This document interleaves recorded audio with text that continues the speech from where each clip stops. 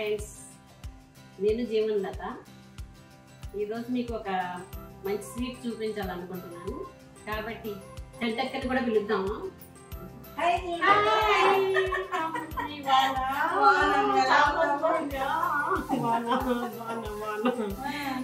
అయితే అసలు నీ ఫేస్ లోనే తెలుస్తుంది ఆనందం ఎంత బాగుంది కదా.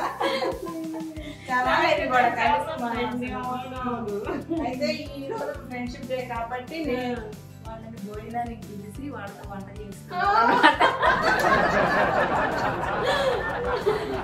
రోజు ఒకేలా ఉండకూడదు కదా, డిఫరెంట్ వెరైటీస్ డిఫరెంట్ గా ఉండాలి కదా టేస్ట్. అందువల్ల అంటే మన ఫ్రెండ్స్ కూడా చూపించాలి కదా మనం చేసుకునేవన్నీ. అందుకనే పనిలో పని అటు వీడియో అవుతుంది, ఇది మనం సరదాగా. అయితే అసలు ఇంట్రో కూడా చాలా బాగా చెప్పావు. అయితే నేను అసలు పెట్టింది కూడా యూట్యూబ్ ఛానల్, ఎందుకంటే మీలాంటి వాళ్ళు కూడా చెప్పించాలి నా కోరిక అన్నమాట. చాలా మందికి అసలు కొంచెం అది ఉంటది కాబట్టి ఆ కోరిక అంటే నాకు ఎక్కువ ఉండేది అన్నమాట. అందుకని మీలాంటి వాళ్ళు కూడా పిలుస్తాను ఉంటాను అనమాట. అయితే ఇప్పుడు నువ్వేం చేస్తున్నావు? ఈరోజు స్వీట్ కద్దుగా కీర్ చేస్తాను. కద్దుగా కీర్. కద్దు అంటే సొరకాయ. ఓకే, దానికి కావాల్సిన ఏంటి చూద్దామా?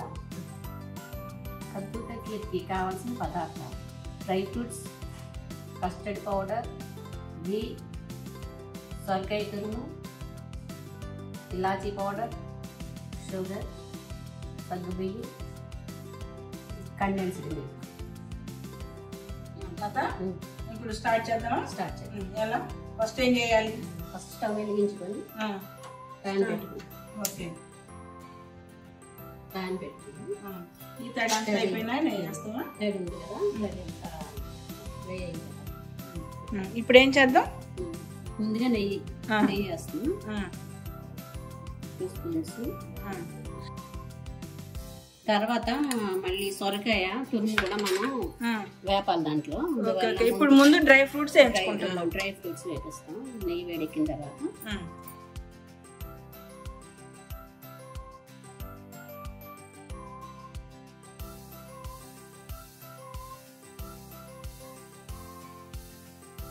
ఇప్పుడు డ్రై ఫ్రూట్స్ త్వరగా వేయించుకున్నాం. ఇప్పుడు సొరకాయ తురుము ముందుగా తురుము పెట్టుకున్నాం. ఇది బాగా వాష్ చేయాలి వాటర్ లోని, ఒకసారి బాగా వాష్ చేసి పెట్టుకున్నది అనమాట. అంటే ముందు సొరకాయ కడుక్కుంటే చాలు. ఎందువల్లంటే ఆ సొరకాయ వాసన లేకపోతే దాంట్లో ఏమైనా విరిగిపోయే గుణం అయి ఉన్నాయనుకో, పాలు విరుగుతాయి కదా.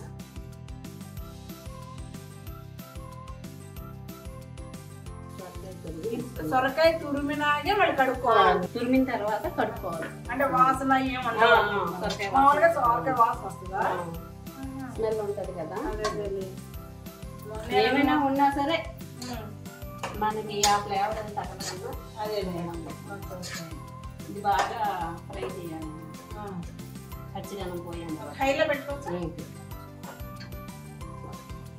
ఇది కూడా అంటే వాసన పోయేంత వరకు మంచి వాసన వస్తుంది. లక్ష్మి ఇంకా ఇప్పుడు పాలు పోయొచ్చు అంటే ఆ వాసన వస్తే మనకి వేగిపోయినట్టే. ఇప్పుడు డైరెక్ట్ పాలు పెట్టింది. డైరెక్ట్ పాలు పోయొచ్చు. దీనికి కొలతలు ఏం అక్కర్లేదా? ఏం అవసరం లేదు. వస్తేనమ్మా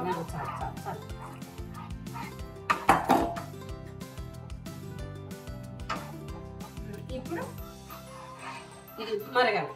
ఎట్లాగా కాగిన పాలే పాలే కాబట్టి కొంచెం ఒక పొంగు వచ్చినట్టు తల పొంగిన తర్వాత సగ్గుబియ్యం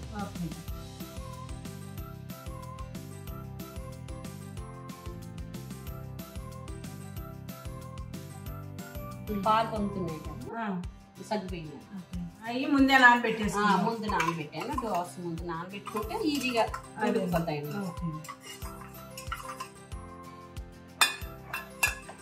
అది కొంచెం సగ్గుబియ్యం ఉడికిన తర్వాత అంటే సగ్గుబియ్యం ఉడికినాక మనం పంచదార వేసుకోవాలి. అదే ఉడకదు కదా. ఒక 5 నిమిషాలు పట్టుగా 5 నిమిషాలు సిమ్లో ఉంచుకోవచ్చు, హైలో పెట్టుకోవచ్చు. మన దగ్గర ఈ సగ్గుబియ్యం ఉడికిపోయి ఇందులో లేదు, ఇలా చూస్తే తెలిసిపోతుంది బాగా ఉడిపోయినట్టు ఉడికించుంటది. సొరకాయ ఎగిపోయింది కాబట్టి ఉడికిపోతుంది. ఇప్పుడు కస్టర్డ్ పౌడర్ ముందే కస్టర్డ్ పౌడర్ తీసుకొని కొంచెం వాటర్ లో కలిపాను. ఇది వేస్తాను. ఇప్పుడు చెక్క పడిపోద్దా? సిమ్ లో పెట్టుకున్నావా? సిమ్ లో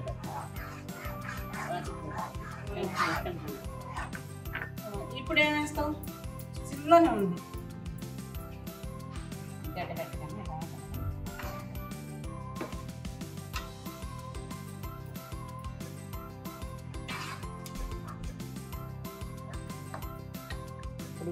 ఇందులోనే మిల్క్ మేడా? Condensed milk. అదే మనం చిక్కుకుంటానే ఉండాలి. కొంచెం చిక్కబడింది కాబట్టి కొంచెం వాటర్ పోసుకోవచ్చు. వాటర్ లేకపోతే మన పాలు మన ఇష్టం. డ్రై ఫ్రూట్స్ కూడా వేసేస్తాం. ఓకే, ఇది కూడా మన ఇష్టమా? మిల్క్ మేడ్ కండెన్స్డ్ మిల్క్ వేస్తే అదే వేస్తే చాలా టేస్టీగా ఉంటుంది. ఓకే ఓకే, ఇది ఆప్షన్ అన్నమాట.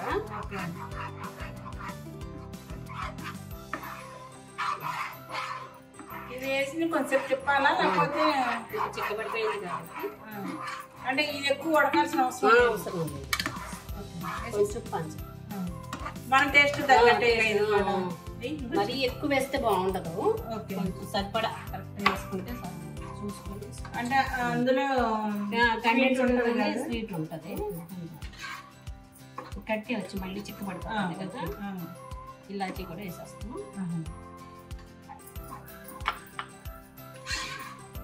రెడీయా? రెడీ. కద్దు టేస్ట్ చేస్తే కద్దు కీర్.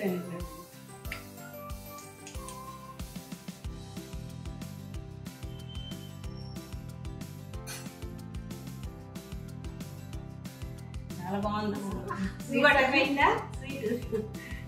తెలియకుండా నేను కొంచెం వేసాను. ఎందుకంటే నాకు బాగా స్వీట్ ఎక్కువ ఇష్టం అన్నమాట. అందుకే కొన్ని పదార్థాలు చూడకుండా బాగుంది, చాలా బాగుంది అసలు. అన్నీ సరిపోయినాయి కదా. ఓకే, మరి మన ఫ్రెండ్స్ అందరికి బై బై చెప్పేద్దామా? ఓకే ఫ్రెండ్స్, ఎలా ఉందో చూడండి మీరు కూడా. Okay, bye.